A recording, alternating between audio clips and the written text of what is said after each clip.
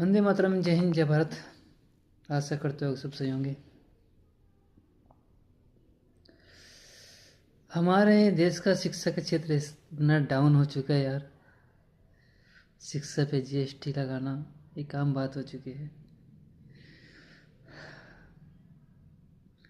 सोचो जिस देश की शिक्षा पे जीएसटी लगी हो, वो टैक्स देता हो शिक्षा के क्षेत्र में, तो उस देश की शिक्षा कहाँ तक सीमित रह सकती है।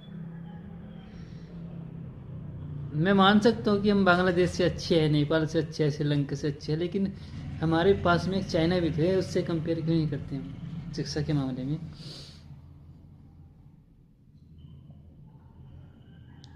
अरे मैं पीछे रह गया हूँ, मेरे जैसे कुछ पीछे रह चुके हैं, लेकिन जो आने वाला भविष्य है कम से कम उसके लिए तो कुछ कर सकते हो ना। शिक्षा को आपने व्यापार बना दिया यार। मुझे फ़र्क नहीं पड़ता कि मेरी कमेंट में आप लोग क्या क्या कमेंट करेंगे, कि मुझे कुछ भी फ़र्क नहीं पड़ता। ना मैं आप लोगों को जानता हूँ, मैं जानना भी नहीं चाहता। बस मैं इतना जानता हूँ कि मैं भी इंडियंस हूँ और आप भी इंडियंस हो। मैं भी दिल से हिंदुस्तानी हूँ और आप लोग भी हिंदुस्तानी हो।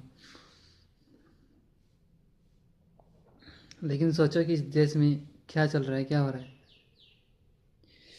एक राकेश यादव सर की एक वीडियो है, उसको ज़रूर देखना।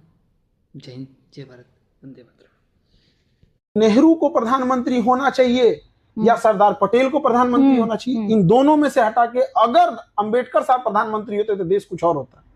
आप ऑप्शन रखते हैं नेहरू और सरदार पटेल। नेहरू और सरदार पटेल से ज्यादा योग्य थे हमारे अंबेडकर साहब, बाबा साहब अम्बेडकर। बाबा साहब अम्बेडकर वो शख्सियत हैं जो चाहते तो जिस तरह पाकिस्तान अलग किया था उस तरह अलग कर दिए रहते। एक इशारे पे दलित उनको भगवान मानते थे, कर सकते थे, लेकिन उन्होंने देश प्रेम था इतना जिन्होंने नहीं किया।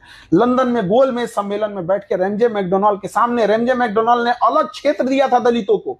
ये कोई पढ़े 1932 में अलग क्षेत्र दलितों को दिया था, जिस तरह 1909 में मुसलमानों को अलग क्षेत्र दिया था उस तरह दलितों को दिया था। भीमराव अम्बेडकर साहब जिन्होंने अस्वीकार कर दिया था, उन्होंने कहा कि मुझे अलग क्षेत्र नहीं, मुझे आरक्षण चाहिए। मैं दलितों को अलग नहीं बल्कि उत्थान करना चाहता हूं, इन्हें अलग करने नहीं चाहता हूं। और इन्होंने पूरी तरह से सीन से गायब कर दिया इतने महान व्यक्ति को, जिस संविधान की शपथ लेके खाते हैं। उस संविधान निर्माता को पहला राष्ट्रपति, पहला प्रधानमंत्री